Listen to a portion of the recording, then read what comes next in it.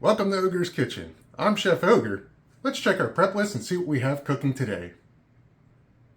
So now that I've broken down my recipe from this 4-gallon sized recipe down to 1 quart to what I'm going to be making here, I'm going to set that aside, and I've gathered together all of my mise en place. So that's all the tools and equipment that I'm going to need in order to execute this recipe.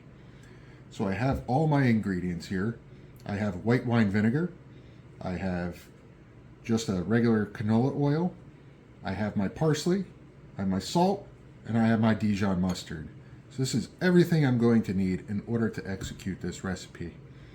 The other equipment that I'm going to be using is a container that can safely hold 1 quart. I want it to be a little over what I need. That way I don't have to worry about any spills when I'm mixing things up. I also have a rubber spatula to help me with any of the ingredients, to scrape down the sides if need be. And then lastly, I have my immersion blender. Immersion blender is called that because you actually immerse this end of it into whatever it is that you're mixing, and that's what actually will blend our ingredients.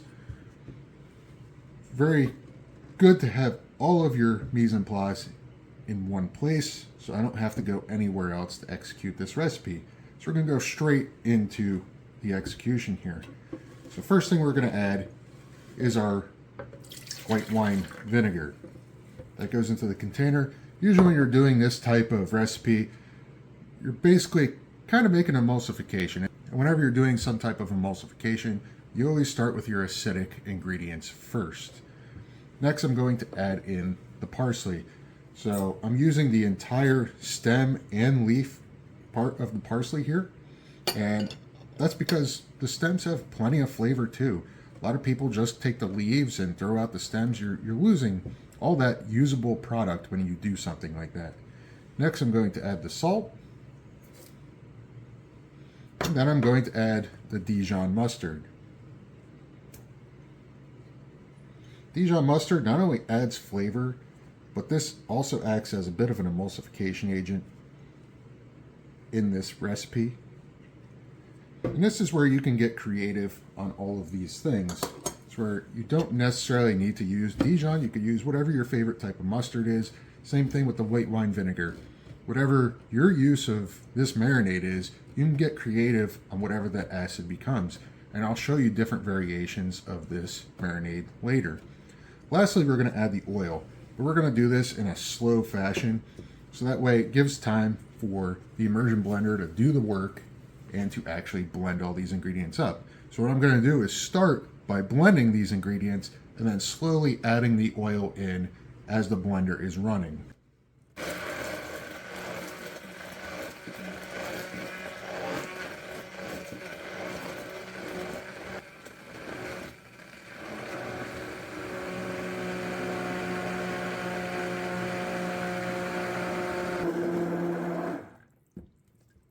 So now that all my ingredients are nice, well blended, this is our basic marinade.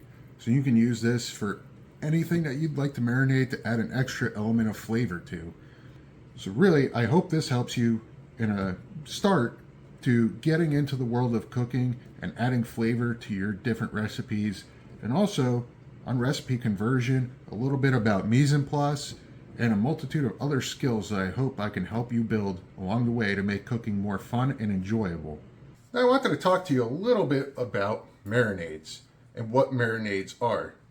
Basically, a simple marinade is made up of 3 parts, and that's an acid, a fat, and then your flavorings or seasonings. So usually for your acid, the most common things that you're going to see is something like a vinegar or something citrus. For the fat, usually you're going to see oils used, but you can get creative with this even. There's a lot of different types of oil out there, whether it's coconut oil, avocado oil, or just regular canola oil, olive oil. But you could also use something like bacon fat, for example, in a marinade, which is a little non-traditional, but that adds an element of flavor that you might not otherwise get from different oils. Chicken fat works as well. For flavorings and seasonings, you could see a multitude of different things that you can use, such as aromatic vegetables like fennel.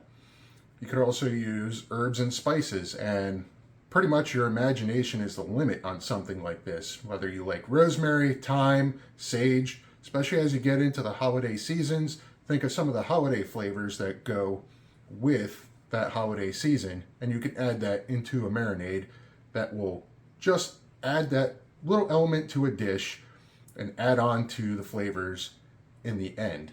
Now, when we're talking about adding different ingredients to your marinade, you want to make sure that you're blending ingredients together, such as your herbs, your spices, just to add extra elements of flavor, and you're getting the most out of those different elements.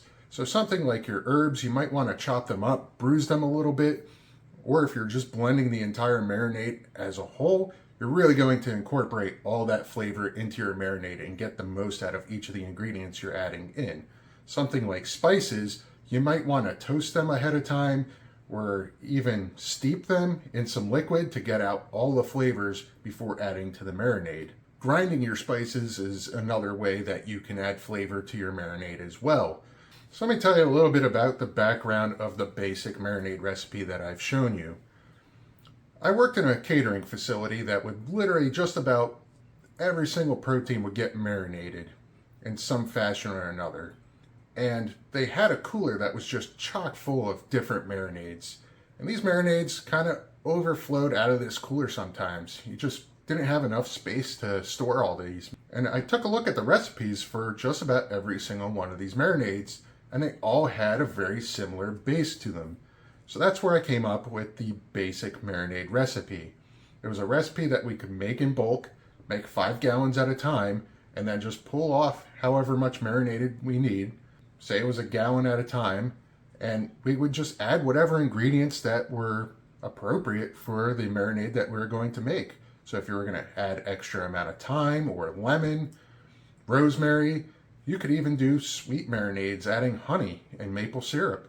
So there's a lot of different variations that you can go with when making a marinade, but if you have a basic marinade on hand at all times, you can just alter it however you see fit. So it's really important to understand that basic marinade can go a lot of different directions. It's kind of like the 5 mother sauces, where you have a sauce that could stand on its own, but then there's tons of variations based on ingredients that you add that complement that base level recipe.